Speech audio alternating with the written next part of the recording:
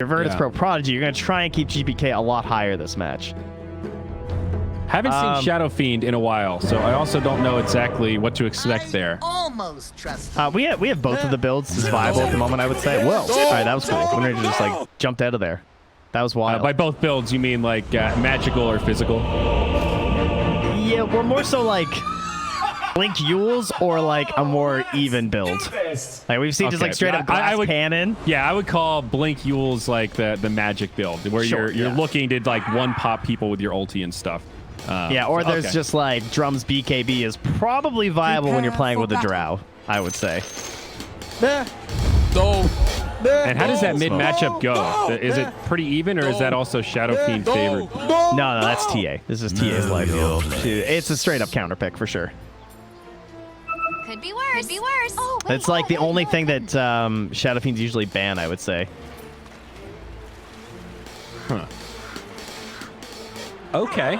Again, not the only thing, but it's a very common ban, I would say, for some of the Shadow Fiend teams that we've seen lately. It's like Queen of Pain sometimes still, and then TA. All right, well, pressure on Nisha. No Cogs plays, though, eh? Yeah, I guess not. It is an opportunity cost for the Clockwork, because they do generally like to go battery assault first. 30 seconds to battle. I don't know. Has that just been reason to be not worth it? Shadow Fiends. And also, does Shadow Fiend go Necromancer? I was going to say, he's going to want Raise. He usually go Raise now, so yeah. I guess it's just dead.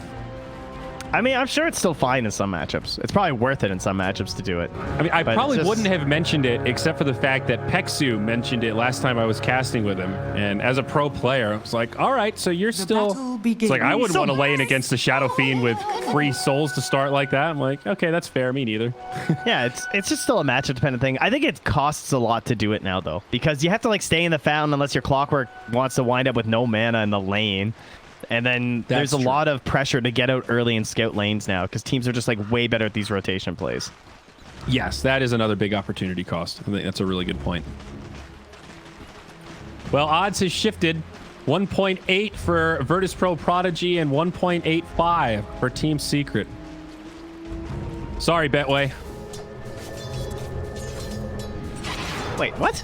Are you saying it's worth more to bet on Secret? That can't be right. Yes, it is by 0.05. I refuse to believe that is true without looking at it. Okay, well, those are the numbers that popped up. First blood on the DM. I didn't make the numbers. I'm just reporting the numbers. Well, because they got rocked by 2 Deathless Heroes in game 1. I don't know. The algorithms don't know what to do. They don't handle extremes very well, Trent. Okay. All right. Well. Value, Tim. I'm a rambling man, but I'm not a gambling man. I see. Well, a nice early start for Secret, and they are going to set up these lanes with an aggro try. So it's Drow down bottom. No surprise to see Nisha mid, but then up top, it is a solo Zai right now on this Bloodseeker, and it's not necessarily easy for him. He does get off a blood right, but Save is poking him hard. Yeah, DM has done the long walk, so they have the edge in terms of the rotations, with like TPs and everything. But yeah, the full force back there onto Lil, as they've got the bully action happening. They tend to do this with the Ember too, is if they're going to play in the side lane, they give him this Radiant off lane, kind of the EG classic of a good secured farm as long as you can stop the pulls. Probably not what they were hoping for from Secret right now. So talk to me about this hard counter mid, buddy. I mean, the Shadow Fiend's doing pretty damn well. Are we signing with the raises and everything? No, I'm saying he's 13-3 against the 9-3 TA. He's winning. It's Timber time. Oh, Timber's dead. DM dies again. Sorry, distracted us. I guess he's level 1 with Timber Chain. So yeah, there you go. That explains it. I mean, it's Shadow Fiend. Like, you think about where he is to play. Once the side blades start coming out, he's just like free food for all the pure damage. That's the main issue, right? It ramps up. These early levels are where it's kind of even, but it'll start to shift more for TA. Yeah, TA doesn't do anything early, right? She just stands there with refraction. Dire's courier has been killed. I think it's also just kind of like a tempo thing too, where like the Shadow Fiend isn't necessarily a hero that's going to be hunting you in the jungle or anything. Oh, okay. Yeah, that's a good point about that dynamic. Bottom lane, Lil almost dead. Now the turn on to Puppey. He's taking tower shots, gets stroked, barely lives, 50 HP. And DM does hit level 2 now, so at least has reactive armor, but you can see Matu laying in the frost arrows. Denied. Lil actually beats him to level 3.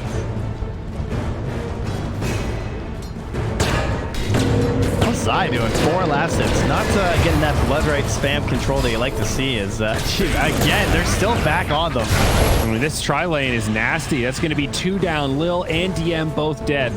The Clockwork in the front line, the Venge with the stuns. Yapsor will die to the tower.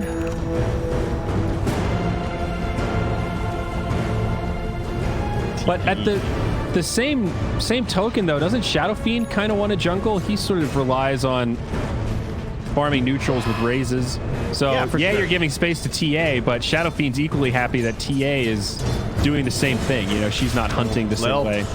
Oh, that was scary. He was trying to hide there to make sure that SF didn't get that room, and then it spawned top anyway. Yeah, I just think the TA is like, it's more important for that hero to be free, you know, and like make sure no one's like invading her stacks and like getting her ancients and everything.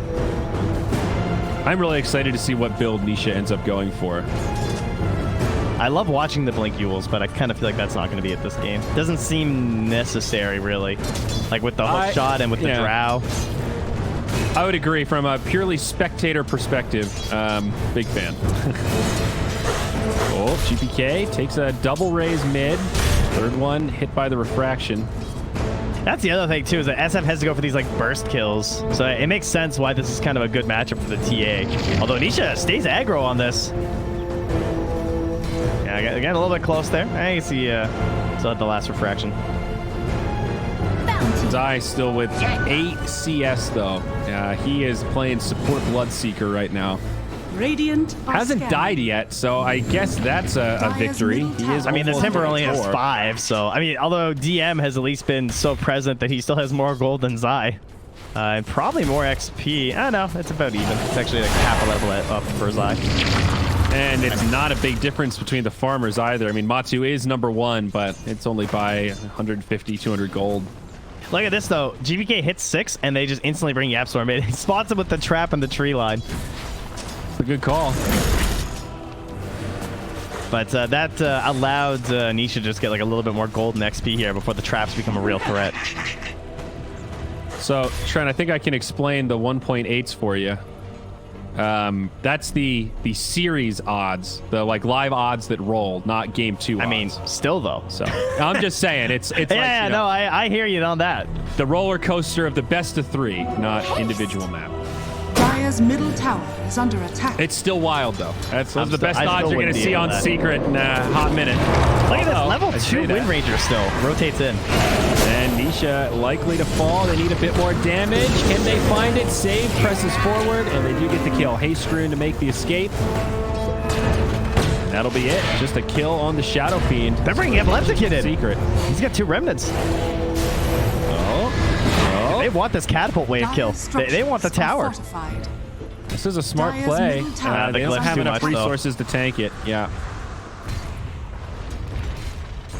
Well, that's the great thing about Ember. You can make that play, and then you just jump to your remnant back up top, and very little downtime. Not a big opportunity cost there.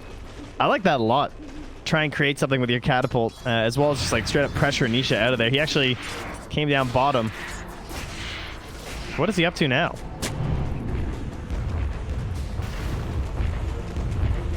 Trying to make something happen with Yapsor? Maybe hoping that they would catch the Timber like jungling or something? And he's just gonna get to go the small camp and get his souls back. Okay. Yeah, moving into treads. If this works though, and they help him get a kill into DM, this is kind of all right. All right, this could be big. I think they're gonna get this. Battery Assault very effective against Timbersaw, as you can see, and Matsu takes credit. Stole it. Well done. All right, just the jungling SF. That's cool. And it's Puppey who gets mid, so he'll have a very early 6. He's already 5 1/4 at 8 minutes. And as they start diving onto Zai. Yep, only level 5 on this Bloodseeker. I don't think they can kill him. Might make it out. The slight misses, and Shackle only level 1. Look at Zai. Zai is so good at this, though. He's a great min-maxer, and this ended up being an amazing bait play. They don't get off the blood right. Save will head up to the high Radiant's ground. middle tower is And the under Delta attack. split might prevent either from going down. Yeah, they'll both live. Yeah, the pings came out a bit too late. I think he was trying to say that Nisha might be there, but he actually went up instead. So That was like the most Zai play I've ever seen, though. yeah, the instant just like backpedaling and oh hello, yeah, Yep. you still want to keep chasing me? As soon as they run, you go to fight, and as soon as they chase, you go to run. You just keep playing that game one step ahead. It's like when you bump into somebody and you both go left and you both go right, and then you do it another time, and you're like, wait, what just... The life of Zai. The life of Zai. Matu is getting spotted by those obs here as he retreats into the triangle. So Ah, I'd say the home DM of trying to every shove Drow this. player. yes, and gets the stack too. Nice. Beautiful. Not as busted as this used to be, but still very fast. And even gets a broom handle. That's a nice addition. Don't get the Hey, I'll attack take range, it. sadly, but... I love new Drow compared to the old versions with like the multi-shot What? and everything. She feels way more interactive compared to like the precision Dire's aura top stuff. tower is under Yeah. attack. I And think to, like, multi-shot activate your was great. precision aura on the catapult wave. Wow, guys, I'm gonna get the global push going. Yeah, if you did Radiant not are spam some scanning. games when Drow's ult was one-shotting Ancients, though... Oh yeah, that was a good feel. The like, you instant just- blink by. Yeah, you just screwed up. Like, those were some peak carry Dota days. Dire's top tower Well, is under see you guys attack. later. I'm gonna go hit the triangle. The only thing I ever really abused was that patch where Shadow Shaman could solo Roche with the ward trap. I did like 15 games straight of doing that, and I think I won like all of it. It was so stupid. Puppey, Dire's top tower is under attack. be okay. Both teams starting to reinforce, but neither, I think, really eager for a fight. That's tome time though, so soon things will be popping off here for Yapsor. Have we had a rupture yet? I don't think so. I think, yeah, I'm not He sure. hasn't been Dire's six top for that tower long, is so... under attack. Radiant's bottom tower is under attack. Yeah, the Look at catapult this is network approaching breakdown, top. though. That's going Look how Structures weird this are is. Like, both fortified. teams have 2 heroes farming very well, and everyone else is struggling. Well, it's also, that's like the Team Secret Classic in terms of like spreading a lot of that Dire's wealth, top especially the tower is Puppey under Puck attack. patch. That was the one where I've Radiant's never seen a bottom team who tower farmed is so under attack. evenly. Yeah, but this is particularly top heavy for both teams. Well, what happened too is that they rotated Nisha so early out of that mid, down to that like bottom jungling thing, and gave the mid over to Puppey. Like Puppey's still poor, but at least his levels are fairly high, right? He's like level 7 without the tome.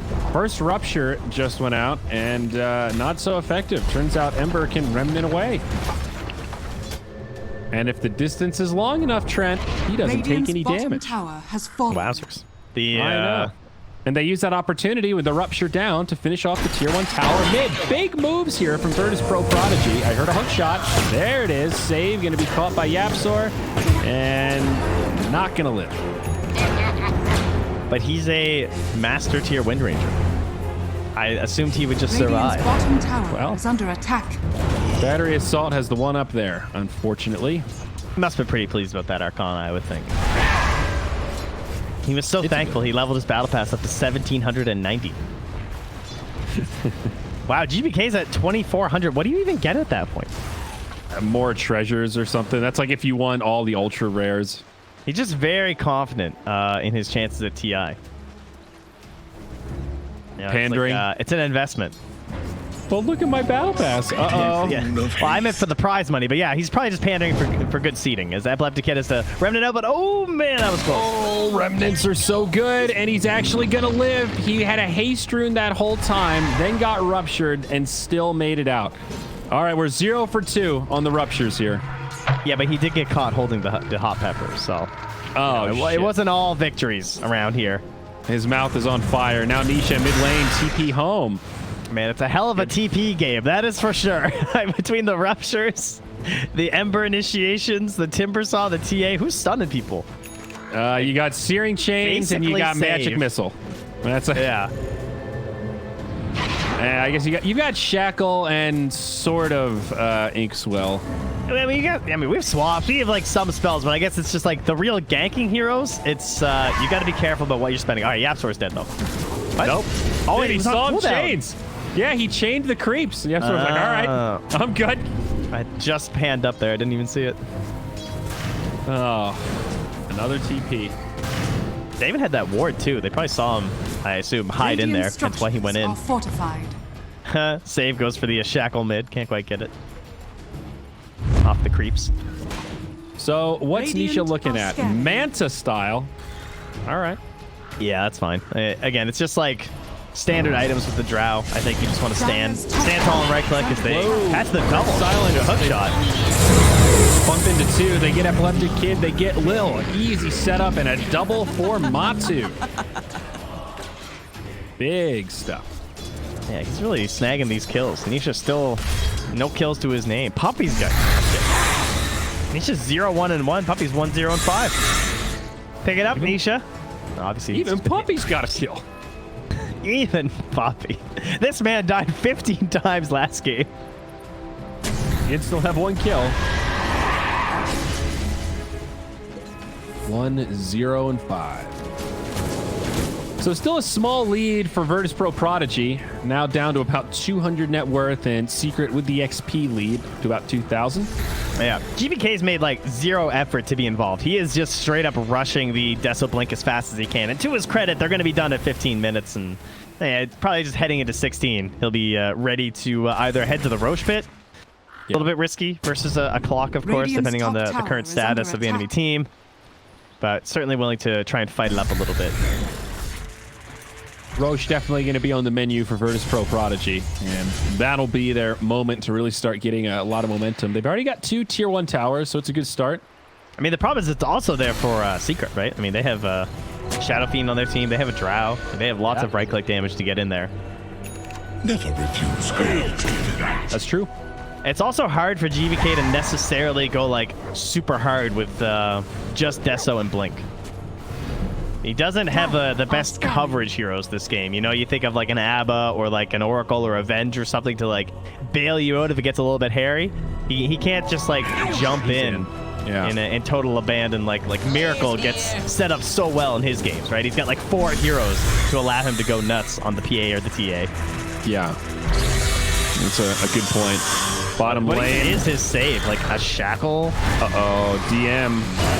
And this is where, like, yeah, you've got reactive armor against Drow. She also hits pretty hard. She silences you for 4 seconds, and you don't have a dispel yet, so... Yeah. And he's actually going to go Blade Mail first item. Not going to be able to go for the dispel, but kind of a cool move from Virtus.Pro Prodigy, thinking about going into the Roche Pit. Does get scattered out by the rocket flare, but the TA is invisible, so they might wait for the flare to expire and then go for this. Yeah, there it is. Sneaky from GPK. Starts it with the double meld, too. Oh, that's quite nice. Into the triple minus 24 armor. Now, can he get away with this, though? This feels risky. Epileptic. Up top, Epileptic Kid. He had the slight dodge on the silence from the tree line there from Matu. That was scary. Nicely done, but that doesn't give them Roche. Now Roche is also running out. They might notice him. I don't think they had vision on him running around in there. Indeed, they didn't. So they might not know this is started. I didn't see if it was flared. It might have been. I'm not sure. I mean, he just had an invis rune run from full to 0, so I'm going to guess he didn't flare. Secret all grouped up, posturing like they want to kill mid. Save, not that high value target. They're looking for double force staffs, actually. Both Wind Ranger and Grimstroke, prioritizing the force. That's not an good. item That is the you save normally they want need for against GBK. Bloodseeker, but yeah, dumb good against everyone Dire's else. bottom tower is under attack. Saves for the silence as well. Radiant are I think scanning. DM's item choice is really hard this game. I don't know, like, the Blade Mail is, like, kind of okay, but he can't go Yules because, like, there's Bloodright and Cogs, and even Shadow Fiends. Like, it just doesn't really save you from anything, even if you dispel the silence. Then the other item's Lotus, but it's so expensive that it's going to be a while before you get there because your TA is a vacuum absorbing all the farm on the map. So he has to go for this, like, Radiant's middle-of-the-road tower item is in the under Blade attack. Mail because it's, like, half the cost of a Lotus. What about Greaves? Is that too passive to go Greaves first? Because he already has the Arcane Boots, like... Yeah, maybe this is a bit too passive. I can see it perhaps being viable. If they do start to play the Roche, Save's dead. So is Lil. I mean, they bring him down so fast. Paper thin. I mean, the multi-shot just did like 800 damage to Grimstroke in that tiny burst. They're going to buy back. They want to hold this, but now DM, he takes the Rupture, and he's trying to inch his way forward, but still taking a lot of damage. Gets up to the high ground, but still dead to the Drow right clicks.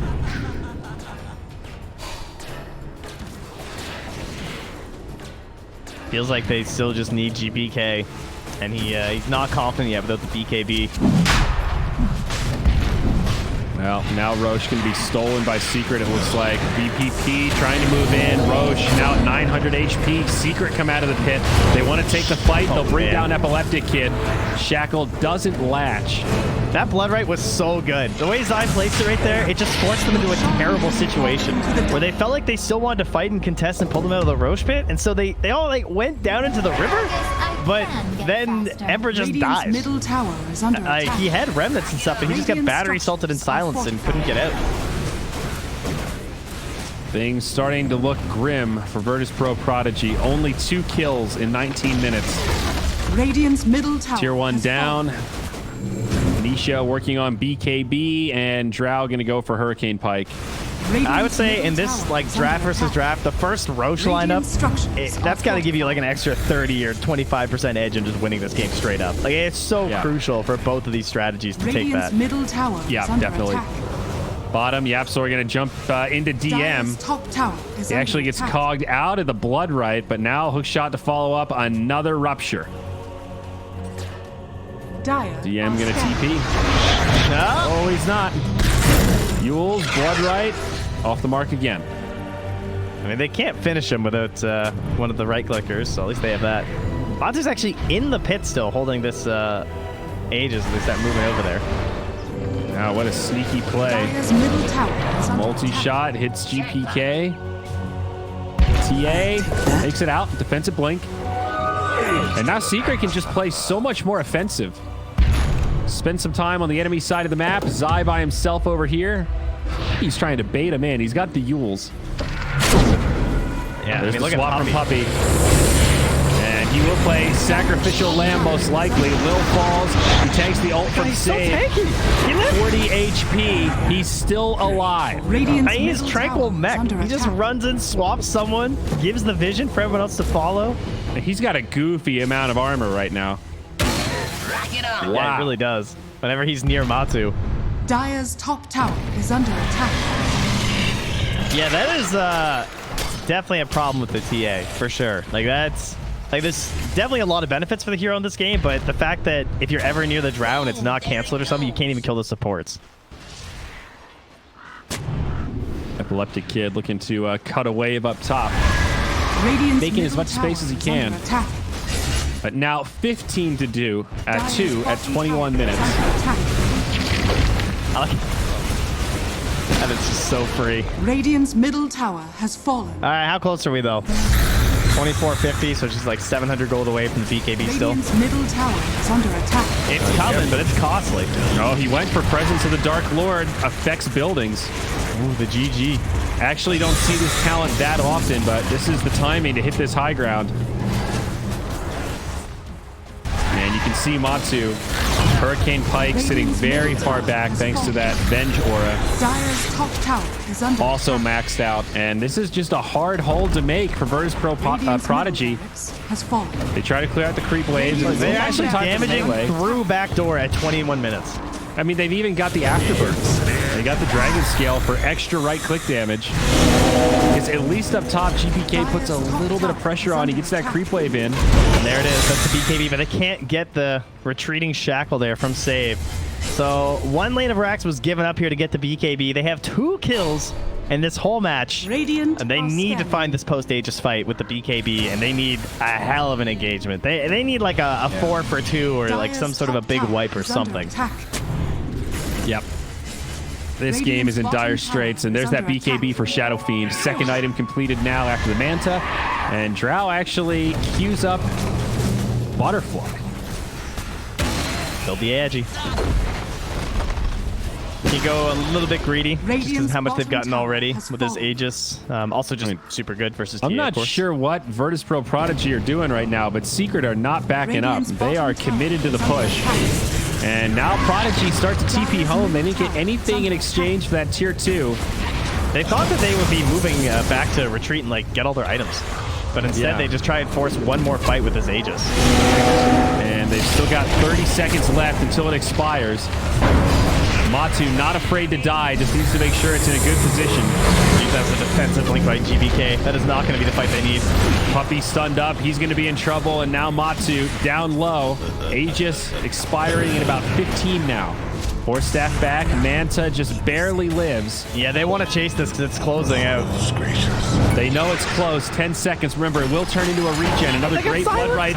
Beautiful hook shot from Clockwork. They'll bring down Epileptic Kid. There's the BKB used by TA. Oh no, he power shot it! With 2 seconds left, the Aegis goes down, and Matu comes back at full HP. That was an unfortunate play. Yeah. I mean, he would have just got earned back up anyway. No one else is back out Radiant's there. bottom It's tower true, is but fallen. still. Yeah, your YOLO at least power shot after. Not possible. Yep. Another silence comes out. Matu still feeling pretty confident here, chipping away at these barracks. That blood right that caught the TA and the Ember just ruined any potential there for a second go. Zai just so good. 16-3. Secret handily in control. No! No! No! Great use of the Aegis. Yeah, that was a crazy first Roche. That's actually hard to believe that was a first Aegis. To get an entire lane and a tier 3. There it goes. And the world's up most now. classic smokeout. Yeah, this is a surprising play from Secret. I guess They'll bump right into Puppey and Yapzor, and they'll get a duo of kills, it looks like. Now starting to chase down Zai. Hook shot out, actually kept the Clockwork alive. If Zai can live, this would be big, but they've got enough stun lock. I think he's dead, and yes, sir. Radiant's top tower is under attack. Good catch from Virtus.Pro Prodigy. Yeah, I would have to watch that again. I'm not sure what they were hoping for. I guess they maybe were thinking they might be sending like one hero bottom and the rest going top or something, and they were hoping for a pickoff, but that was one of those classic situations where like everyone always smokes out after that. Like they know they need something desperate. The BKBs are coming back. They're going to try that fight. Of course, we also have like, you know, omniscient vision, so it makes it a little bit easier. Most definitely. This butterfly is going to be really scary on the Drow. It's right around the corner. TA knows that she needs the MKB, and that will be the next choice, but less than halfway there. Another lovely Timber game. This one was real rough, though, because he didn't even get like that mid-matchup you hope for. They hop on Epileptic Kid, but he will be able to run it out of there in time. He makes it back, and now this tier 1 likely to fall. Use the free Radiant glyph. structures are fortified. No clumsy net for them this game, unfortunately. I feel like I've seen a lot of that one lately. Always feels bad for the squishy guys who get put up against it. Dire are scanning. Well, movement forward. Secret still ready to fight. One outer tower remains. 2 sets of barracks. And we'll see that Roche timer momentarily. Could be a nice early Roche favoring Secret. Radiant are scanning. Yeah, I There's don't think that it's going to Drow. matter, honestly, with the butterfly already done. Yeah, they're completely fine with any timing. She hits real hard. Although true, if it goes a little bit later, maybe the MKB can be there, but it would take a hell of a farming effort from GPK. This might be their best chance at something, as it is a medium Roche timer, about 1:20, so just a minute left now. Okay.